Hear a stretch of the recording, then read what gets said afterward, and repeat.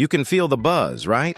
Training camp chatter, preseason highlights, that moment when a young player makes a play and every plane at Arrowhead feels a little louder. That's where Jeffrey Bassa is right now. If you've been watching Chiefs practice clips or catching preseason snaps, you've probably noticed the same thing I did. This kid flashes something special. A burst, pursuit speed, and the kind of downhill play that gets fans standing and talking. The big headline that popped up. Around these flashes is the Willie Gay Jr. comparison, and there's a reason for that. Both players arrived with elite physical tools and an immediate excitement factor, even if the coaching staff initially favored experience over raw ability. Now, here's the tension. Even while Bassa is turning heads, he's still running behind names you already know. Jack Cochran and Cole Christensen have been getting the reps with the first group in practice and the preseason action so far. That doesn't mean Bassa won't see the field, but it does explain why you're seeing highlight plays without the regular season snap counts to match them yet. The reality is simple. In Kansas City's defense, earning Steve Spagnuolo's trust matters as much as flash. The crowd loves the highlight. The coordinator loves the player who is assignment correct every time. So what should you be watching for in the next few weeks? First, look for him to keep showing that burst and closing speed. Scouts and coaches notice that every time. Second, watch how he handles assignments under pressure. Turnovers, blown plays, or missed reads can stall momentum fast. Third, keep an eye on special team snaps. That's often the ticket from camp darling to game day contributor. And while you're watching, do me a favor. Hit subscribe and help this channel push toward our 5,000 subscriber goal so we can keep breaking down plays like this for you. In the comments, I want a quick yes/no from you. Do you want the Chiefs to get Bassa more defensive snaps this season? Yes or no? Drop that below and tell me one-word reason why. When you really slow things down and look at what Jeffrey Bassa is doing on the field, it's more than just a rookie making noise. It's the actual tools he brings to the table. The first thing you notice is the explosiveness. He's got that sudden first step that makes offensive linemen panic and quarterbacks look over their shoulders a little quicker. When a linebacker can erase space that fast, it changes how an offense calls plays. And we've seen glimpses of that with Bassa already in camp and preseason. He's shooting gaps, closing on ball carriers, and just flat-out running plays down in a way that reminds a lot of people of what Willie Gay Jr. brought when he first stepped into the building. And the comparisons don't stop there. If you stack him next to Leo Chenal, for example, you see some differences. Chenal is more of that classic physical, downhill linebacker, punishing, blocks and setting the tone.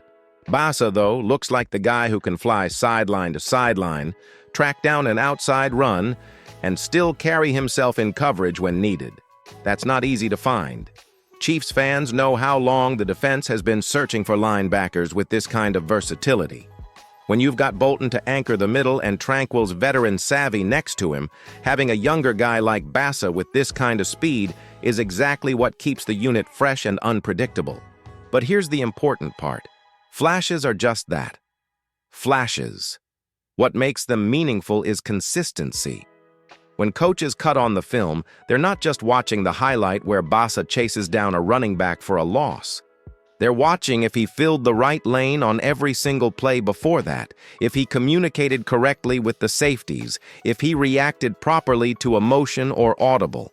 That's where Steve Spagnuolo builds his trust. Remember, even Willie Gay Jr. had to wait his turn. Because Spags needed to see reliability every snap. That's the bridge Bassa has to cross, turning that raw speed and instinct into dependable execution. Now, let's keep this real.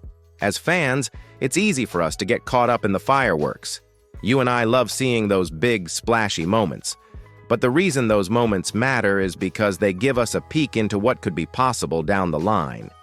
If Bassa can start stacking those little details, better angles, cleaner communication, assignment sound defense, on top of the athleticism, then the flashes won't just be camp hype. They'll be a preview of the kind of weapon Kansas City's defense can lean on for years to come. So here's my question for you. When you watch Bassa, which trait do you think stands out the most? Is it his speed, his instincts, his tackling, or the coverage ability he's flashed? Drop your vote in the comments. I want to see which one the fan base is riding with. And while you're down there, give this video a like if you enjoy these film-style breakdowns, because every single like helps push this content to more Chiefs fans, and that's how we build up this community. Here's the thing you've got to remember about the Chiefs' defense under Steve Spagnuolo. Talent is great, but trust is everything. Right now, as much as fans are buzzing about Jeffrey Bassa's athleticism, he's still behind veterans like Jack Cochran and Cole Christiansen when it comes to reps in camp and preseason. That might surprise some fans who see the flashes and wonder why he isn't instantly slotted into more meaningful action, but this is classic Spags. He leans on players he can trust to be assignment correct before he leans on raw upside. Think back to Willie Gay Jr.'s rookie season. Chiefs Kingdom couldn't wait to see him unleashed, but even with that elite speed and splash play ability, Gay's snaps were limited because Spagnuolo wanted steadiness first. And when you look at the current linebacker room, the path isn't easy for Bassa. Nick Bolton is the anchor. He's the guy setting the defense, wearing the green dot, and commanding nearly every defensive snap when healthy. Right next to him, you've got Drew Tranquill, who has shown he can handle coverage, run fits, and play with the kind of intelligence Spags loves. Between those two, you're talking about players who were on the field nearly every down last season. That leaves very few cracks for a rookie to slip through. Then there's Leo Chenal, who's carved out a role of his own with his physicality and edge presence. He may not be the sideline-to-sideline guy Bassa projects as, but Chenal has proven himself in big games and earned those trusted reps. That's the hurdle for Bassa. Not only does he need to outperform veterans like Cochran and Christensen to even make the active roster consistently, but he's also trying to squeeze into a linebacker rotation that already has its top three locked down. So how does a rookie linebacker actually break into Spagnuolo's circle of trust? It usually starts with special teams. If Bassa shows he can cover kicks, stay disciplined in his lanes, and bring that same energy in all four phases, then the coaches can justify dressing him on Sundays. From there, it's about waiting for an opportunity. Maybe it's an injury to a starter. Maybe it's a package where his speed makes sense. Or maybe it's simply a matter of proving over time that he won't bust an assignment. That's why the next few weeks of practice and preseason are so important. They're auditions not just for fans to see the highlights, but for coaches to measure consistency. I've got to ask you, if you were in Spag's shoes, would you throw Bassa into the fire now, or would you hold him back and let him develop through special teams before trusting him on defense? Drop your answer in the comments with a simple choice: start or develop.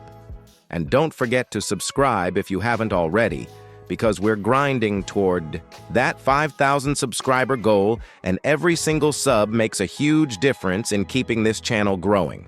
So let's talk about what really has to happen for Jeffrey Bassa to break through. We've seen the flashes, we've seen the comparisons to Willie Gay Jr., but now it comes down to proving he can turn all that potential into production the coaches can trust. The first sign to watch is practice reps. If you start hearing that Bassa is rotating in with the ones, even for short stretches, that's a signal the coaching staff wants to test him in real-time situations. It doesn't mean he's about to be a starter, but it does mean they're looking at him as more than just a depth piece. The second key is special teams. For a rookie linebacker, that's usually the ticket onto the field. If Bassa can show he's a weapon on coverage units, flying downfield, staying disciplined, and avoiding costly penalties, that gives him immediate value on Sundays. Dave Tubbs' approval goes a long way in Kansas City. From there, you add in the defensive snaps as he earns them. Think about how guys like Bolton and Chenal earned their way. It wasn't instant stardom, it was gradual trust built over time. The third factor is assignment discipline.